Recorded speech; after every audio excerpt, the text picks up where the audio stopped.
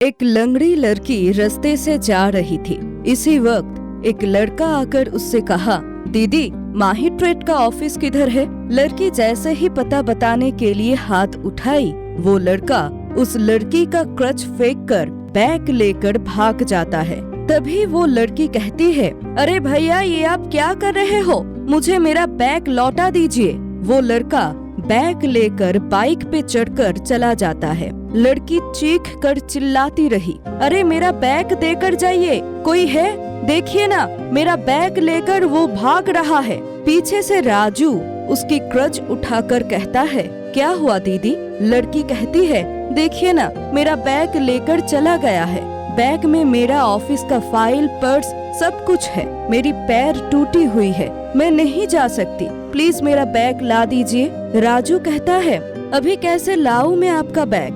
वो लड़का कहाँ गया है वो तो मुझे मालूम नहीं है, आप जरा शांत हो जाइए। ये कहकर राजू अपने पर्स निकलकर उस लड़की के हाथ में कुछ पैसा देता है। उसके बाद राजू ने कहा, ये पैसा आप रख लीजिए, आपका काम आएगा। अभी चलिए, मैं आपको आपकी ऑफिस तक छोड़ देता हूँ। लड़की हिचकिचा के कहती है, सॉरी भैया, ये पैसा मैं नहीं ले सकती, मुझे नहीं चाहिए, मेरे ऑफिस पास में ही है, मैं खुद जा सकती हूँ। आपको बहुत बहुत शुक्रिया। राजू कहता है, अरे रख दीजिए, आपके पास तो पैसा नहीं है, आप कैसे घर जाएंगे? तभी लड़की वो पैसा अपने पास रख लेती है और कहती है, आपका नंबर मुझे दीजिए, कुछ प्रॉब्लम हुआ तो मैं आपको कॉल करूंगी। फिर राजू सहमति जताते हुए अपना नंबर दे देता है। राजू ने एक कागज में अपना नंबर लिखकर उस लड़की को देता है। उसके बाद राजू कहता है, मेरा घर पास में ही है, कभी भी कोई भी जरूरत हो तो मुझे कॉल कर दीजिएगा।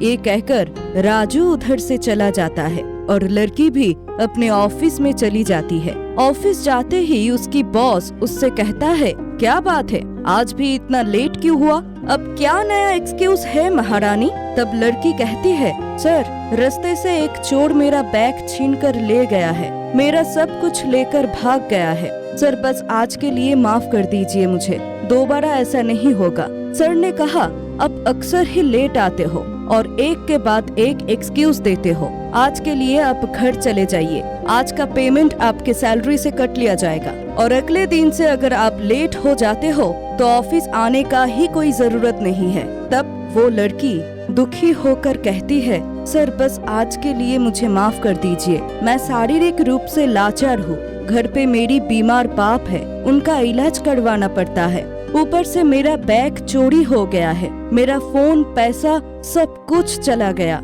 आज के लिए बस मुझे माफ कर दीजिए सर। तब बॉस ने कहा, ये मगरमच्छ का रोना बंद कीजिए, हर वक्त लेट से आते हो और एक के बाद एक एक्सक्यूज देते हो, और कितने दिन टॉलरेट किया जा सकता है? जाइए काम कीजिए। उसके बाद लड़की चली जाती है। शाम को ऑफिस छुट्टी होने के बाद वो लड़की बॉस के पास आकर कहती है, सर क्योंकि मेरा बैग चोरी हो गया है, इसीलिए अगर आप मुझे कुछ पैसा एडवांस कर देते तो मेरे लिए बहुत अच्छा होता। खुद के लिए एक नॉर्मल सा फोन खरीदूंगी और पिताजी के लिए कुछ दवाई भी लेना था।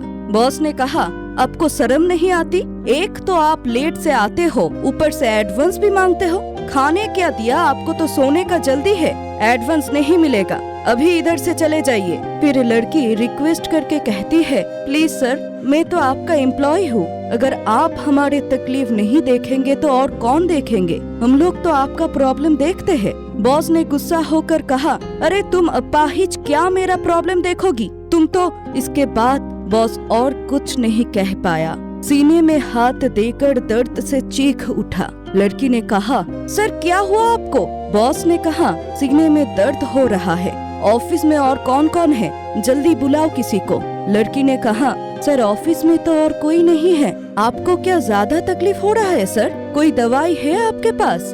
बॉस तड़पते हुए कहा, मुझे अक्सर ही ऐसा होता है, फिर दवाई लेने से ठीक हो जाता है, प्लीज कुछ कीजिए, मुझे बचा लीजिए। लड़की ने कहा, सर मुझे थोड़ा वक्त दीजिए। ये कहकर वो लड़की निकल गई। थोड़ी देर बाद अपने हाथ पर एक कागज लेकर आई और कही, सर आपका फोन जरा ले रही हूँ।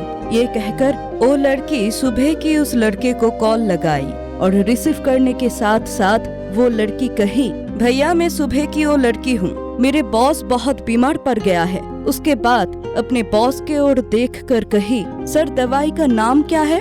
बॉस ने दवाई का नाम कहा। वो लड़की दवाई का नाम बताते हुए कही, भैया आप जरा ये दवाई प्लीज लेकर आइए। फिर राजू ने हौसला जताते हुए कहा, आप डरिए मत, मैं दवाई लेकर आता हूँ, ऊपर वाले को याद कीजिए। थोड़ी देर बाद राजू दवाई लेकर आता है और बॉस को खिला देता है। उसके बाद लड़की को कहता है, आखिरकार मेरा नंबर काम आया। इसके बाद बॉस थोड़ा स्वस्थ होके कहता है, तुम मुझे माफ कर दो, मैं ना समझकर तुम्हें बहुत उल्टा सीधा कह दिया था।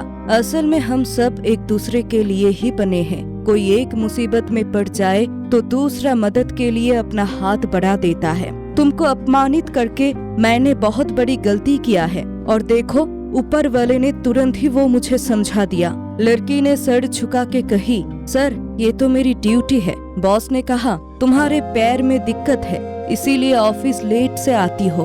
अगले दिन से इसके लिए तुम्हें कुछ सुनना नहीं पड़ेगा, तुम बेफिक्र रहो। लड़की ये सुनकर सर को शुक्रिया कही। फिर बॉस उठकर समय पर दवाई लाने के लिए राजू को शुक्रिया कहा। किसी को भी छोटी नजरों से देखना गलत होता है। मुसीबत के घड़ी में कोई अपाहिज इंसान भी दूसरे इंसान को मदद कर सकता है। यही इसका वास्तविक मुहावरा है।